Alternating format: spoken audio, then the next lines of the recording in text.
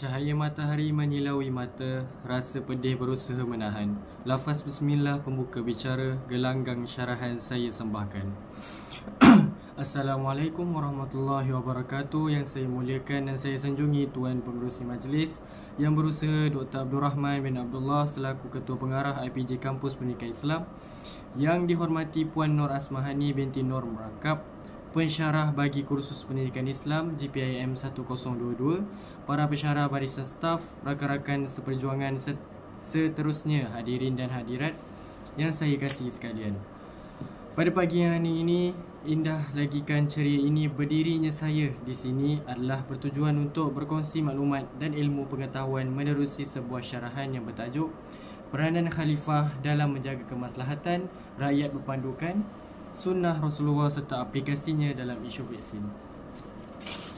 Tuan-tuan dan puan-puan yang dihormati, sebelum saya pergi jauh berkenaan topik perbahasan kita pada hari ini, saya suka untuk mengajak sidang hadirin dan hadirat sekalian berfikir sejenak dan mengimbas kembali saat-saat genting yang pernah kita lalui bersama-sama pada sekitar tahun 2019 hingga 2021 yang lalu. Saya yakin dan percaya bahawa semua yang hadir pada hari ini masih segar bugar ingatannya tentang peristiwa hitam yang pernah melanda negara kita dalam suatu tempoh yang agak panjang, iaitu tidak lain dan tidak bukan merupakan pandemik COVID-19. Hal ini demikian kerana pandemik COVID-19 secara halusnya telah mendatangkan bermacam-macam impak negatif serta kesan buruk terhadap tanah air kita, terutamanya dari segi kesihatan yang mana khususnya melibatkan ratusan ribu nyawa yang tidak bersalah terkorban tanpa mengira usia, pangkat dan status kehidupan. Oleh yang demikian, hampir setiap hari boleh dikatakan bahawa setiap negeri di serata negara akan merekodkan data bagi bilangan kes jangkitan wabak coronavirus yang sangat banyak serta turut diiringi juga dengan peningkatan jumlah kes kematian mangsa COVID-19 yang mendadak di kawasan masing-masing. Sehubungan dengan itu adalah menjadi tanggungjawab kerajaan untuk memikirkan berbagai cara dan pendekatan yang boleh diusahakan demi menangani penyebaran wabak COVID-19 di Malaysia supaya tidak menjadi lebih serius pada masa akan datang. Hal ini kerana pihak kerajaan merupakan sebuah kelompok pemimpin yang dikenali sebagai Khalifah yang akan menggalas segala beban yang melibatkan segala urusan dunia dan agama sekaligus memainkan peranan utama dalam memakmurkan kehidupan rakyat-rakyatnya di wilayah yang diperintah olehnya.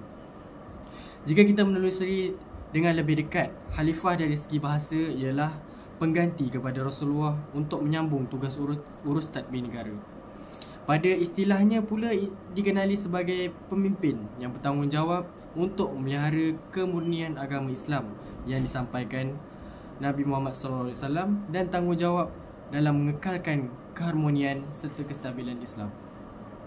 Oleh yang demikian, untuk memastikan bahawa pihak kerajaan yang ada kini merupakan khalifah yang setaraf dengan Khulafa' Ar-Rasyidin pada masa yang lalu, itu sendiri terdapat 5 ciri-ciri utama, iaitu memiliki ilmu pengetahuan, ada keupayaan, mempunyai panca indera yang sempurna, sihat dan ada personaliti seorang tokoh. Hadirin dan hadirat yang dirahmati Allah, demi menunjukkan kepekaan terhadap ciri-ciri pemimpin yang telah digariskan dalam Islam sebentar tadi, umum mengetahui bahawa pihak kerajaan telah pun mengisytiharkan perintah berkurung menerusi perintah kawalan pergerakan ataupun PKP untuk menunjukkan usaha mereka yang prihatin terhadap kesihatan rakyat mereka. Perkara ini termasuklah juga demi mencegah rakyat daripada terkena jangkitan wabak COVID-19 menerusi segala kemungkinan sentuhan fizikal yang berlaku, aktiviti sosial dan sebarang interaksi yang berlaku antara pesakit yang tidak menunjukkan sebarang gejala dengan orang awam yang sihat. Hal ini berdasarkan hadis Rasulullah SAW yang bermaksud, sekiranya kamu mendengar tentang taun yang menimpa sesuatu kawasan, maka janganlah kamu masuk ke tempat tersebut. Sekiranya ia berlaku di suatu kawasan dan kamu berada di dalamnya, maka janganlah kamu keluar daripadanya untuk melarikan diri daripadanya. Pada masa yang sama juga, Kementerian Kesihatan Malaysia telah cuba sedaya upaya untuk mencari penawar bagi mangsa yang sedang menghidapi penyakit COVID-19. Hal ini selari dengan maksud hadis Rasulullah yang lain, iaitu bagi setiap penyakit ada ubatnya. Apabila betul ubatnya, maka sembuhlah dengan izin Allah SWT. Berdasarkan hadis tersebut, Rasulullah menegaskan bahawa setiap penyakit itu di atas muka bumi ini pasti ada ubatnya melainkan kematian.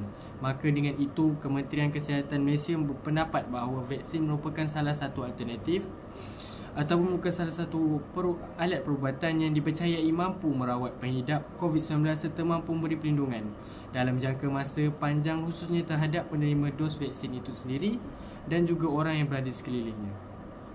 Selaras dengan itu, pihak KKM telah bersepakat untuk cuba mendapatkan akses vaksin menerusi perjanjian dan pembelian vaksin daripada beberapa syarikat farmaseutical.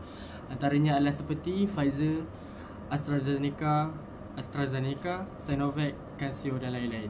Hadirin dan hadirat yang saya hormati, dalam Islam, alat atau medium yang ingin dijadikan penawar terhadap suatu penyakit juga semestinya perlulah berteraskan konsep halal, termasuklah dari segi proses penyediaan bahan, kaedah pembuatan dan kesiapsiagaan untuk dipasarkan serta digunakan dalam dunia perubatan. Hal ini bertepatan dengan perkara yang dijelaskan oleh Rasulullah SAW dalam hadisnya, iaitu sesungguhnya Allah tidak menjadikan penyembuhan buat kamu atas perkara yang telah Dia haramkan ke atas kamu.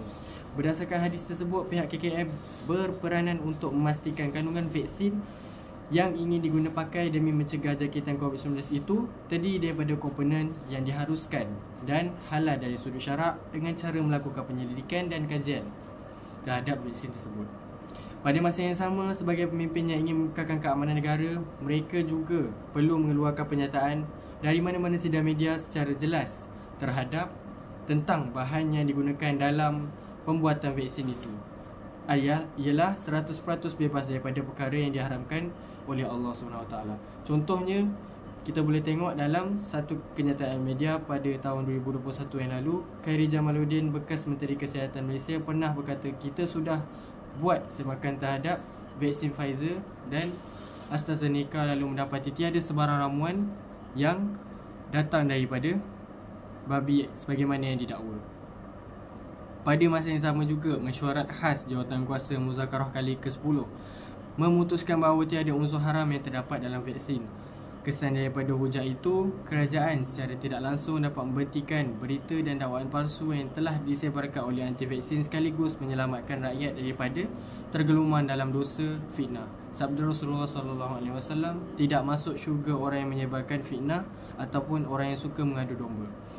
Oleh itu, dengan usaha yang dilakukan oleh pihak kerajaan seperti itu, kita bukan sahaja dapat memelihara nyawa rakyat daripada 1001 penyakit yang ada, malahan kita mampu membentuk peribadi rakyat yang bebas daripada perkara terkutuk, khususnya aktiviti mengada-ngadakan fitnah ataupun menyebarkan berita palsu. Tuan-tuan dan puan-puan sekalian, sebelum saya mengundurkan diri, sekali lagi saya menegaskan bahawa menjadi pemimpin bukanlah suatu perkara yang sangat mudah. Lebih-lebih lagi apabila dikehendaki untuk mengurus negara dalam keadaan yang penuh dengan cabaran dan darurat. Hal ini bertepatan dengan hadis Rasulullah SAW yang bermaksud setiap dari kalian adalah pemimpin dan tiap-tiap pemimpin akan diminta pertanggungjawaban. Jika tindak tanduk kerajaan yang dilakukan semuanya adalah berdasarkan Al-Quran dan Sunnah serta bermodalkan ciri kepimpinan Rasulullah SAW, maka kelompok pemimpin itu akan dinaungi di akhirat kelak oleh Allah SWT kerana telah menunjukkan kepimpinannya yang berteraskan keadilan dan berlandaskan syiar Islam. Namun jika sebaliknya, maka merekalah yang akan menjadi seburuk-buruk manusia dan akan memperoleh azab yang pedih di hari kemudiannya nanti.